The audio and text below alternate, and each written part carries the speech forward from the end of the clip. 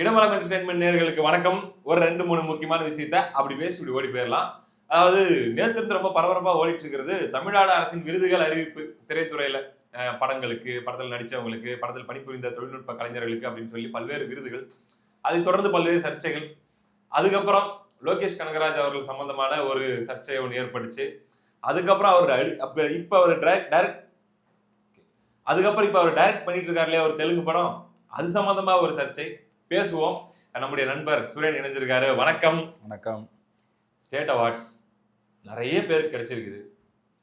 எனக்கு ஒரு மனக்குறை, எல்லாருக்கும் கொடுத்திருக்காங்க, ஒருத்தருக்கு மட்டும் கொடுக்கல, ஒரு குறிப்பிட்ட படத்துக்கு அப்படின்னு. யாரு? என்ன படம் மிஸ் ஆயிருக்கு? யார் அவரு? மாமன்னன் படத்துல நடிச்ச. ஆமாங்க, கண்டிப்பா வடிவேலு கொடுத்தே ஆகணுங்க. ரொம்ப நல்லா நடிச்சிருந்தாரு அந்த படத்துல. நான் அவரை சொல்லல, உதயநிதி சொல்றேங்க. ஓ, உதயநிதி சொல்றேன். திரைத்துறையில உச்சத்துல இருந்து அவரு தாங்க வந்திருக்காரு அப்படின்னு நான் சொல்லல. உங்க கட்சியை சார்ந்த ஆராசா தான் சொன்னாரு. ஆமா ஆமா ஆமா ஆமா, சரிங்களா? அப்படின் போது பாத்தீங்கன்னா நல்ல ஒரு ஆழ்ந்த ஒரு நடிப்பை போட்டிருந்தாரு. கையில பண்ணிய பச்சை குத்துறதுக்காச்சும் அவருக்கு ஒரு அவார்டு கொடுத்துருக்கணும் அப்படிங்கிறது என்னுடைய தனிப்பட்ட ஒரு கருத்து. அது ஒரு பயாஸ்டா நடந்துக்கிட்டாங்களோ அந்த என்ன குழு, அதை சூஸ் பண்ற அந்த குழு, ஜூரியா? ஆமா, ஜூரி. அதுல ஒரு மன வருத்தம். அது ஜூரியே இல்ல, அது பயாஸ் தான் அவங்க பேரு. இப்படி நம்ம புலம்பிட்டு இருக்கிற இந்த நேரத்துல அதுக்கு அப்படியே ஆப்போசிட்டா வேற ஒரு சிலரும் புலம்பிட்டு இருக்கிறாங்க. ரஞ்சித், நீங்க பார்த்திருப்பீங்க. இந்த ஸ்டேட் அவார்ட்ஸ், நேஷனல் அவார்ட்ஸ், இந்த பிரைவேட் இந்த சேனல்ஸ் அல்லது வந்து டிஜிட்டல் மீடியா இவங்கெல்லாம் கொடுக்கக்கூடிய அவார்ட்ஸ் எல்லாம் உண்மையிலேயே ஆனஸ்டா தான் நடக்குதா, டிசர்விங் பீப்புளுக்கு தான் கொடுக்குறாங்களா அப்படின்ற கேள்வி இந்த நேரத்தில் நம்ம கேட்கலாமா அப்படின்ட்டு ஒரு பதிவை போட்டிருக்காரு. நீங்க என்ன நினைக்கிறீங்க? ஆனஸ்டா நடக்குதா? ஆனஸ்டா நடக்குதா இல்லையா நம்ம எல்லாருக்குமே தெரியும். அவர் இந்த கேள்வி கேட்கிறாருன்னா கண்டிப்பா அவர் வந்து பாதிக்கப்பட்டிருக்காரு. இதுல ஏங்க எவ்வளோ பேர் எவ்வளோ நல்ல படம்லாம் இருக்கு, யார் யாரெல்லாம் டிசர்விங் இல்லையோ அவங்களுக்கு கொடுத்துருக்காங்கன்னு அவர் நினைக்கிறாரு. அதனால அந்த பதிவு அப்படிதான் இருக்கு. அதுவும் இருக்கு. சார்பேட்டை படத்துக்கு அவார்டு எதுவும் வரல அப்படிங்கிற அந்த டிசப்பாயின்மெண்ட் கண்டிப்பா இருக்கும். சார்பேட்டை படம் ஒரு நல்ல படம் தான். ரஞ்சித் என்ன கருத்து வேணாலும் அவர் சொல்ல வரலாம். ஆனா ஒரு நிஜமாலே ஒட்டுமொத்த பிலிமோகிராஃபிலேயே பெஸ்ட் படம்னா மேபி சார்பேட்டை பரம்பரை, மெட்ராஸ். ஆமா, மெட்ராஸ் ரெண்டுமே பிடிக்கும்.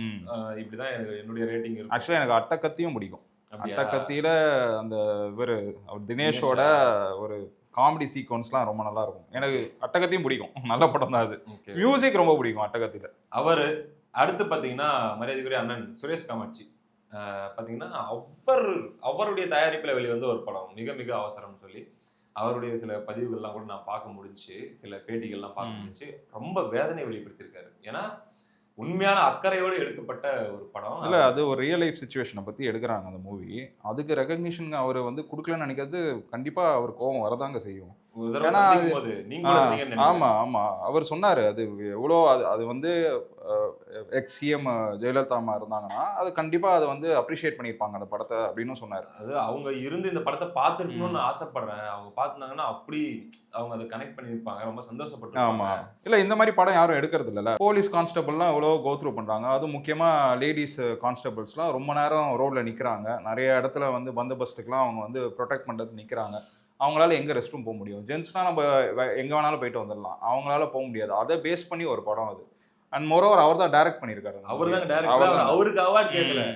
அந்த படத்துல அந்த போலீஸா நடிச்சாங்கல்ல, அது வந்து பாத்தீங்கன்னா பல பேருடைய வலியை, காவல்துறையில் இருக்கக்கூடிய பெண்கள், அதுவும் ரொம்ப பாத்தீங்கன்னா உயரதிகாரியா இல்லாம இருக்கக்கூடியவங்களுடைய வழியெல்லாம் கனெக்ட் பண்ண ஒரு படம். அது மிகப்பெரிய மாற்றத்தை காவல்துறைக்குள்ள கொண்டு வந்த ஒரு படம். இல்ல, காவல்துறைக்குள்ளேயே அதை பத்தி நிறைய பேசிக்கிறாங்களாம். அதுக்கு வந்து கண்டிப்பா ஒரு இம்பார்ட்டன்ஸ் கொடுக்கணும். ஏன்னா ரொம்ப நல்ல படம், இந்த மாதிரி படம்லாம் எடுக்கிறது ரொம்ப கம்மியா இருக்கு இந்த பீரியட்ல அப்படின்னு சொல்லிட்டு அதுக்குள்ளேயே ரொம்ப பரபரப்பா பேசிக்கிறாங்க. அப்படிங்கும் போது அது கண்டிப்பா கொடுத்துருக்கணும் அப்படிங்கிறது நம்முடைய பார்வை. ரைட்டு, இப்படிலாம் இருக்க இப்ப சிறந்த குணச்சித்திர நடிகர்கள்னு சொல்லி ஒரு லிஸ்ட்டுங்க நான் எடுத்து பார்த்தேன். எதாச்சியாக என் கண்ணில் பட்டது. நான் சொல்றேன். போஸ் வெங்கட், அதாவது தீரன் அதிகாரம் 1, கவன், இந்த 2 படத்துல நடிச்சதுக்கு 2 அவார்டு. அமீர் வடசென்னை படத்துக்கு, பிரகாஷ்ராஜ் அசுரன் படத்துக்கு, கருணாஸ் சூரரை போன்ற படத்துக்கு, மறுபடியும் போஸ் வெங்கட் டானாகாரன் படத்துக்கு. சரி, ஓகே. இப்ப நான் சொன்னேன், இருங்க ஒரு செகண்ட் இருங்க. போஸ் வெங்கட், பிரகாஷ்ராஜ், அமீர், கருணாஸ், மறுபடியும் போஸ் வெங்கட். அது என்ன 2 வாட்டி போஸ் வெங்கட்? அப்படிதாங்க அதுல நான் அது சொல்லிட்டாங்க. 3 அவார்டு. தீரன் அது நான் ஒத்துப்பேன், ஓரளவுக்கு நல்ல சப்போர்ட்டிங் ரோல், அவர் ரொம்ப நல்லா நடிச்சிருப்பாரு. ஆனா தானக்காரன் எனக்கு என்ன பண்ணாருன்னு எனக்கு தெரியலங்க. சரி, வேற யாருக்கு கொடுத்துருக்கலாம் டானாக்காரன்ல பொறுத்த வரைக்கும் அதே சப்போர்ட்டிங் ரோல் கொடுக்கறதா இருந்தா? அந்த இவர் இன்னொரு போலீஸ் இருப்பார் பாருங்க, இவர் லால் லாலா, ஏங்க அவர் கொடுக்கலாமேங்க. அரட்டிருப்பாரு. என்ன மாதிரி ஆக்டிங் அது? எம்எஸ் பாஸ்கர் இருக்காரு, அவர் கொடுக்கலாம். அவர் என்ன மாதிரி நடிச்சிருப்பாரு. இவங்க 2 பேர்லாம் விட்டு அவர் என்ன ஹைலைட் பண்ணாருன்னு எனக்கு தெரியல. ஆனா எனக்கு தெரிஞ்சு அவர் அந்த பர்டிகுலர் படத்துல ஒண்ணுமே பண்ணல. நான் திரும்பவும் சொல்ல வந்தது, அமீர், பிரகாஷ்ராஜ், போஸ் வெங்கட், கருணாஸ் இவர்களுக்கு எல்லாம் இருக்கக்கூடிய ஒரு ஒற்றுமை என்ன தெரியுமா? ஒரே ஒற்றுமை தான், எல்லாருக்கும் தெரியும். இருங்க வார்த்தை விட்டுறாதீங்க. அதாவது கடந்த இவங்க சினிமால மட்டும் இல்லாம கடைசி 5 வருஷமா நம்ம திராவிட மாடலுக்கும் இதே மாதிரி நிறைய கேரக்டர் ரோல் பண்ணிருக்காங்க. ஆமா ஆமா ஆமா, அதுக்கான அவார்டுன்னு கூட நம்ம எடுத்துக்கலாம் இல்லையா? சரி, ரைட், சூப்பர். இப்படி விமர்சனமாகத்தான் இந்த அவார்ட்ஸ் எல்லாம் போயிட்டு இருக்குது. இப்ப அடுத்த கட்டமா லோகேஷ் கனகராஜ் போயிட்டு அல்லு அர்ஜுன் படத்தை எடுக்கிறாரு. அது பெரிய அளவுல பெரிய ஸ்கேல்ல படம் தயாரிக்கப்படுது. அந்த படத்துக்கு ஹீரோயின் யாருங்க? நீங்க தான் சொன்னீங்களே, ஸ்ரதா கபூர். ஸ்ரதா கபூர். ஆமா, நல்ல ஒரு ஹீரோயின் தான், டிஃப்ரெண்டான ஹீரோயின்ங்க. ஏன்னா இப்போ அவங்க ஃபெமிலியர் நேம்ஸே எடுத்து போட்டிருக்காங்க. ஸ்ரதா கபூர் எனக்கு தெரிஞ்சு சவுத்துல நடிச்சு நான் பார்த்ததுல தான் ஃபர்ஸ்ட் டைம். பண்ணட்டும், யாரோ ஒருத்தர் நல்லா பண்ணா சரி. நான் என்ன நினைக்கிறேன், அது ஒரு நல்ல டான்ஸ் காம்போவா இருக்கும்னு அவர் பிக் பண்ணியிருப்பாரோ நினைக்கிறேன். ஸ்ரதா கபூரும் ரொம்ப நல்லா டான்ஸ் ஆடுவாங்க. ஓ சரி, ரைட்டு. நமக்கு ஹிந்தி அதிகமா நம்ம ஃபாலோ பண்ணலாம். மேட்டர் என்னன்னா, இப்போ அந்த அல்லு அர்ஜுன் படத்தை போயிட்டு இப்போ இவர் பண்றாரு, லோக்கி பண்றாரு. அதை தொடர்ந்து ஏற்கனவே அட்லியும் பாத்தீங்கன்னா ஃபிக்ஸ்டு அடுத்த படம் அப்படின்ட்டு. இப்போ பேக் டு பேக் அல்லு அர்ஜுன் படத்துக்கு தமிழ் டைரக்டர்ஸா கமிட் ஆகிறத வச்சு, அதுவும் பெரிய பெரிய டைரக்டர்ஸா இங்க விஜய்க்கு மெயினா முக்கியமான படம் பண்ணவங்க கமிட் ஆகிறதுனால தெலுங்கு ஆடியன்ஸ் மத்தியில ஒரு மேட்டர் ஓடிட்டு இருக்குது. தெலுங்கு ஃபேன்ஸ் மத்தியில விஜய் ரிட்டையர் ஆயிட்டாரு சினிமால இருந்து. ஸோ விஜயோடைய அந்த மார்க்கெட்டும் விஜயோடைய ஃபேன் பேஸும் எம்டியா இருக்குது.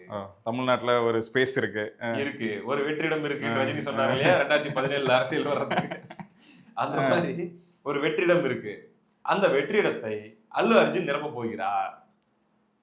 அட்லி படமும் லோகேஷ் படமும் வெளியே வந்துச்சு அப்படின்னா தமிழ்நாட்டுல அடுத்த விஜயாக அல்லு அர்ஜுன் மாறிடுவார்.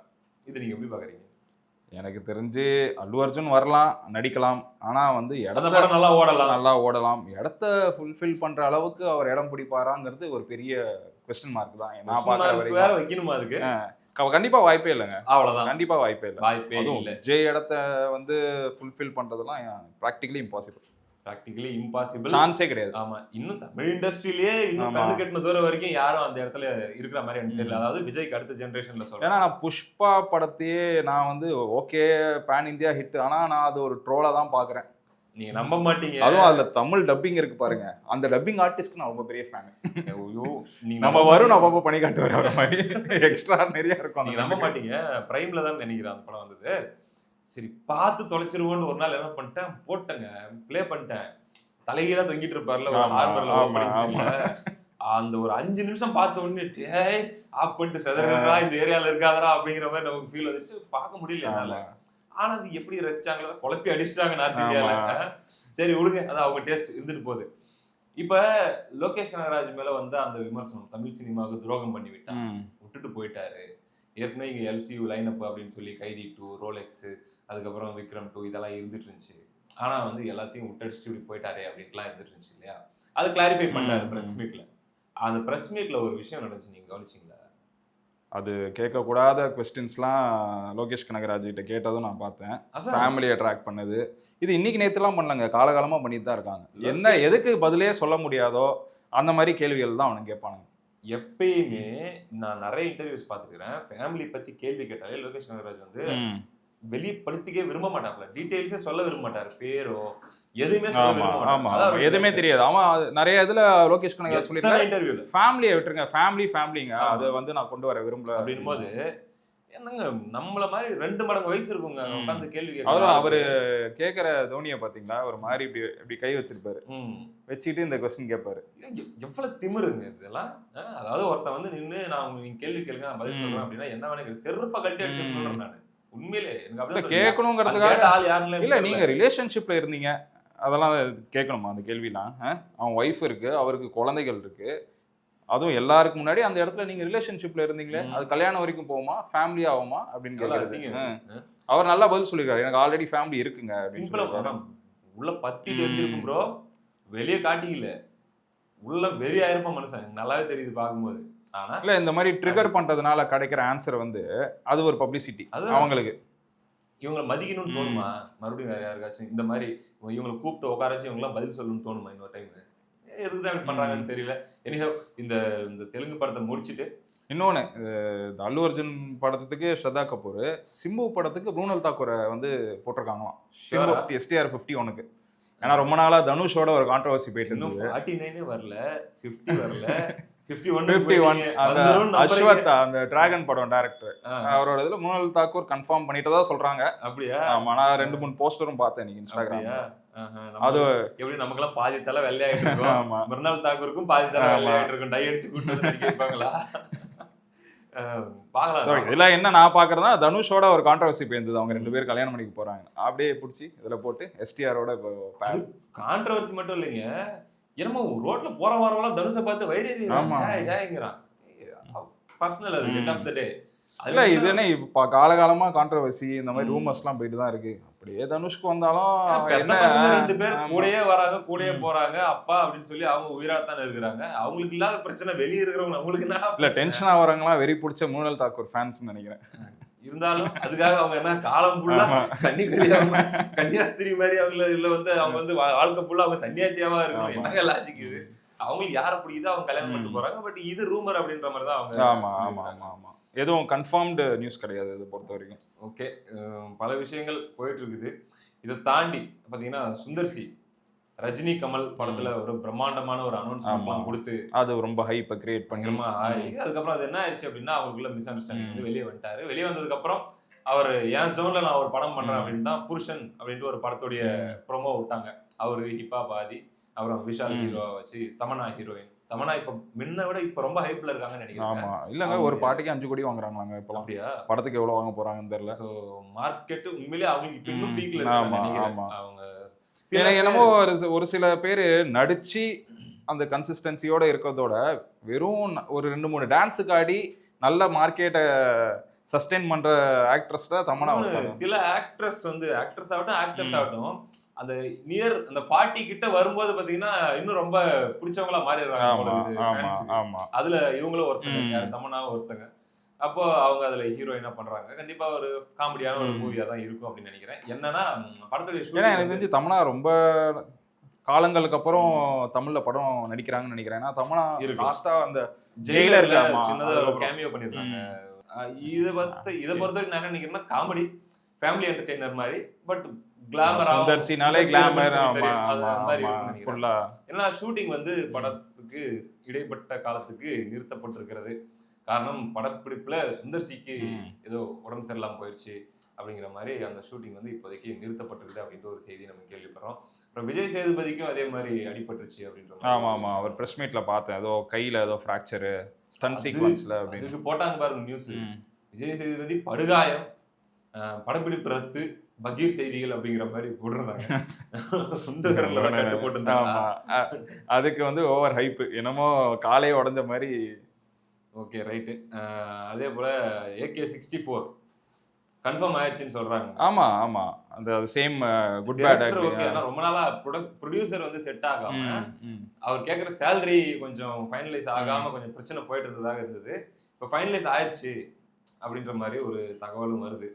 பாப்போம், வர சொல்லுங்க. உங்களால என்னங்க பண்ணிட்டு வருவாரு.